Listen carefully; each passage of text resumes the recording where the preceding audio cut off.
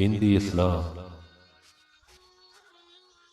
ہے زندہ فقط ودت افکار سے ملت، ودت و فنا جس سے وہ ابہام بھی حلحال، ودت کی حفاظت نہیں بے قوت بازو، آتی نہیں کچھ کام یہاں عقل خدا داد۔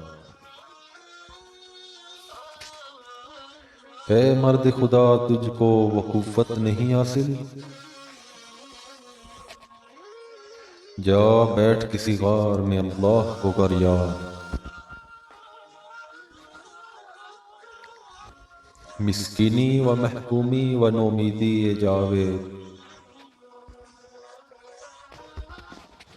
جس کا یہ تصوف ہو وہ اسلام کر ایجاد، ملا کو جو ہو ہے ہند میں سجدے کی اجازت، ناداں یہ سمجھتا ہے کہ اسلام ہے آزاد۔